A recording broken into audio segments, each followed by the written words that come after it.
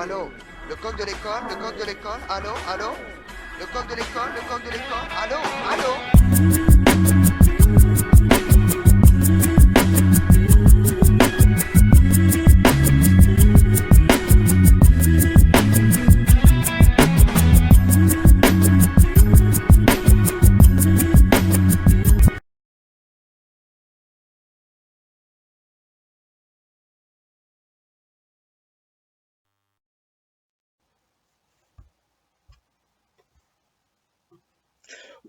What up, Milwaukee? This is your boy Track Lacer. What up to the whole United States? I'm gonna try to keep this to less than 4 minutes, if at all possible. I'm not sure if I can really do that, but I'm gonna give it my best shot to give you a film review on Ride Along Part 2. Now, I'll just start out with the negatives, in my opinion, and then give you the positives. Now, as far as the first movie, if you remember, Ice Cube really didn't seem like he had chemistry with Kevin Hart. Some of y'all might disagree with me. I don't really see how you could, but he just seemed like he his character was not supposed to like Kevin Hart, but it seemed like he really didn't like dude for real. It just seemed like, hey, Kevin Hart is hot right now. I can get a check. Let me get this little short bastard up in my movie. And I was thinking that other people besides me might have noticed that and then said, okay, in part two, yeah, let's address that. Let's fix that up. But to me, it still seemed like it just wasn't there. Like Kevin Hart was funnier in this movie when he had scenes apart from Ice Cube than when he was with Ice Cube. You know, in Hollywood, they call it funny man, straight man. Ice Cube is supposed to be the straight man, but they just don't have any chemistry, man. I can't think of what it is. I know there was a rumor that Robin Thicke didn't like Kevin Hart, and they got into it on his show. I heard that Nelly had made some type of comment that, well, yeah, I act like I don't like Kevin Hart on Real Husbands of Hollywood, but I don't like him for real. He's an a-hole. I don't know if he was just saying that to promote the show or if Kevin Hart really do got some issues with how he treat people or what his thing is, but he was way funnier away from Cube than with Cube. And I also think in movies you can never have somebody to the point where they unlikable. And it gets to the point with Cube that he be banging on Kevin Hart so much that after a while, as an audience member, you like, well, dog, like, what is there to like about Cube? Like, if you think about Friday, Cube ain't had no job in Friday Part 1. He still didn't have a job when he was at his cousin's house on next Friday. He didn't get a job until Christmas, Friday after next, when he was top flight security of the world, Craig.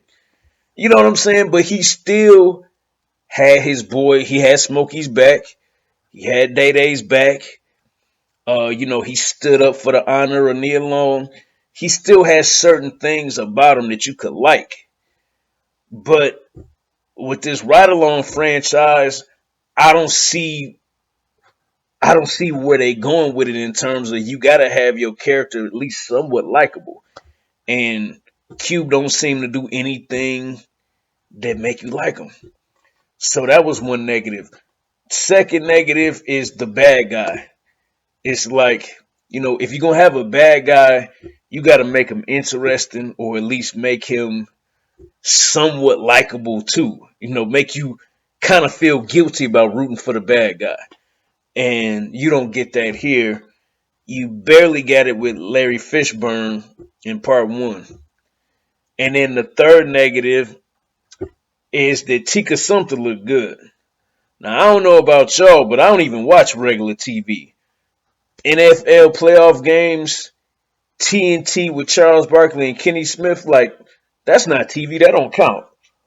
The Have and Have Nots is one of the only shows I even watch. And Tika Sumter, aka Candace, is one of the main reasons. but I can't even remember her name on Ride Along Part 1 or 2, what her character name is. Because they don't really spend no time with her. You know, for her and Kevin Hart to be in a relationship, they they don't really spend no time together. You know, so it make you wonder if the directors noticed that they didn't have chemistry too, so they said, well, let's keep their scenes to a minimum of how often they're together. You know what I mean? Because in part one, he wasn't around her that much. He's not around her that much in this one. So those are all my negatives. So getting that out the way. In terms of the positives, two things. This is kind of redundant, but like I said, Kevin Hart is straight up funny when he's away from Cube. He has a few funny moments with Cube, but when they move him away from Cube, dude is super funny. So you just got to give it up. It's worth going to see just for that. Also, they stepped their game up a little bit. What we call set pieces and the scenery becoming a character of the movie.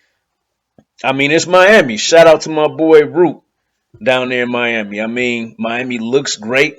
They make Miami look fun. It looks colorful. It looks inviting. So you would want to schedule a vacation to Miami after seeing this movie. So in that sense, the movie does its job. So it looks like they put some change into it. They spent some money. So at least visually, it's not lazy. It's worth going to see, at least from the visual that they give you. And they left Atlanta and went to Miami this time. Overall, your boy Track Lacer, I have to give it a C. You know what I mean? Because it's not terrible, but I just really don't see how they can keep doing this. I don't see how they can go to part three. So leave a comment below if you thought that the movie was good enough that they could go to a part three, or if there's enough there to stretch it out. But I just can't see how they can go to a part three. All right, so that's my review. This is my first video of 2016, so I want to wish everybody out there a very productive 2016. Happy New Year to everybody. I also left a link for the 2015 Rap Cap, which is my annual year in review song and music video. So make sure you click on that link to check it out to see what I had to say about 2015.